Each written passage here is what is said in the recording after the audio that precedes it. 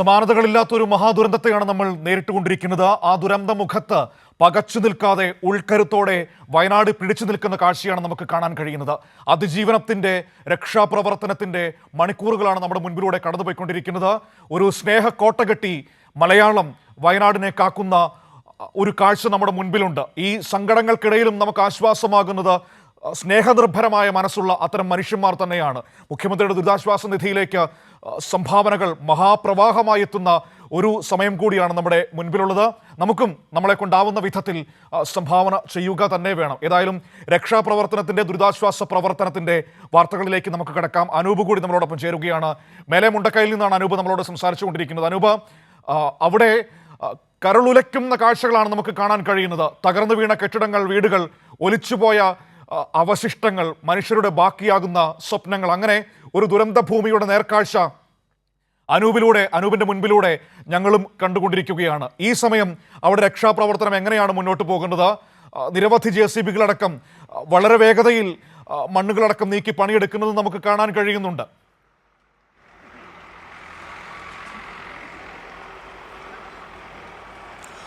തീർച്ചയായും മനു, കൂടുതൽ JCB-കൾ സ്ഥലത്തെത്തിച്ച് ഉള്ളൊരു പരിശോധനയാണ് ഇപ്പോൾ.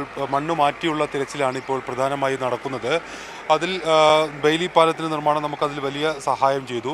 ഇപ്പോൾ നമ്മൾ അല്പം മുകളിൽ നിന്നാണ് ഈ കാഴ്ചകൾ പകർത്തുന്നത്.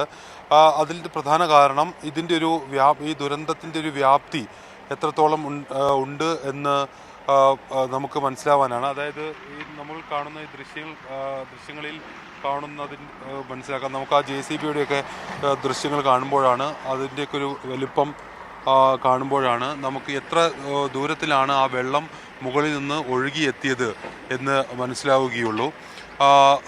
ഏതാണ്ട് ഒരു കിലോമീറ്ററോളം ദൂരത്തിൽ ഈ മുകളിൽ നിന്ന് ആരംഭിച്ച് പിന്നീട് അത് 1 കിലോമീറ്ററോളം അകലെയുള്ള ഈ മുണ്ടക്കയിലേക്ക് എത്തി. ഇവിടെ നിന്ന് പിന്നെ ചൂരൽമലയിലേക്കും ഈ മലവെള്ളപ്പാച്ചിലുണ്ടായി.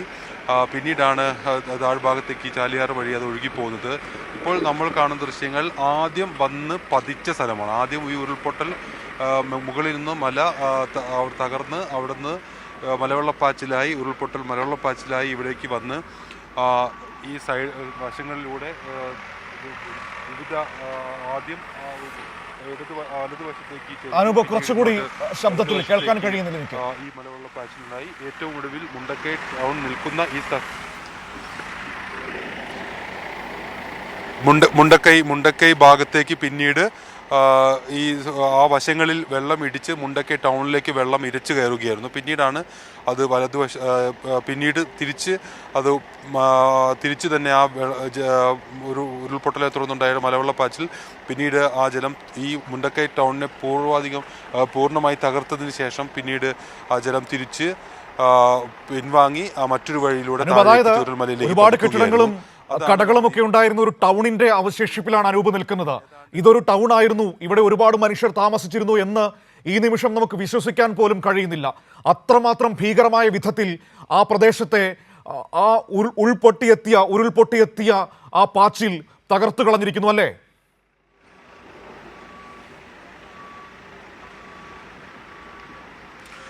തീർച്ചയായും നമ്മൾ ഈ കാണുന്ന ദൃശ്യങ്ങളിൽ ഇപ്പോഴതൊരു ഇത്തരത്തിലൊരു ശൂന്യമായ ഭൂമിയായി മാറിയെങ്കിലും അതിൽ ഒരുപാട് വീടുകളുണ്ടായിരുന്നു, ചെറിയ കടകളുണ്ടായിരുന്നു. അതോടൊപ്പം ഈ മറ്റ് സംസ്ഥാനങ്ങളിൽ നിന്നെത്തി ജോലിക്കെത്തിയവർ താമസിച്ചിരുന്ന ചെറിയ കെട്ടിടങ്ങളെല്ലാം ഉണ്ടായിരുന്ന ഒരു സ്ഥലമായിരുന്നത്. അതാണ് ഈ മുകളിൽ നിന്നെത്തിയ മലവെള്ളപ്പാച്ചിൽ പൂർണ്ണമായും തകർന്നത്.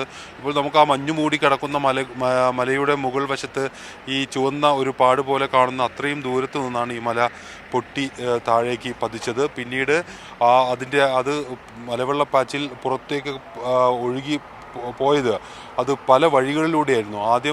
നമുക്കറിയാം, ഈ പുഞ്ചിരിമറ്റം പ്രദേശത്തേക്ക് അത് എത്തി. പിന്നീട് അത് വലിയ ശക്തിയോടുകൂടി താഴ്ഭാഗത്ത് മുണ്ടക്കൈ ടൗൺ നിൽക്കുന്ന പരിസരങ്ങളിലേക്ക് എത്തി. പിന്നീട് ചൂരമലയിലേക്ക് എത്തി. ഇതിൻ്റെയൊക്കെ സൈഡുകളിൽ, വശങ്ങളിൽ നിരവധിയായ വീടുകളുണ്ടായിരുന്നു. ആ വീടുകളിലുള്ളവരെയൊന്നും കാണാനില്ലാത്ത സാഹചര്യമുണ്ട്. അല്പം സമയം മുമ്പ് ജില്ലാ ഭരണകൂടത്തിൽ നിന്ന് ലഭിച്ച വിവരങ്ങൾ പ്രകാരം 200-ലധികം പേരെ ഇനിയും കണ്ടെത്താനുണ്ട് എന്നുള്ളതാണ്. അവരെക്കുറിച്ച് വിവരങ്ങളില്ല എന്നുള്ളതാണ്. ഈ വീടുകളുടെ മുകളിലാണ് ഈ വലിയ കല്ലുകളും മരങ്ങളും എല്ലാം പതിച്ച് നിൽക്കുന്നത്.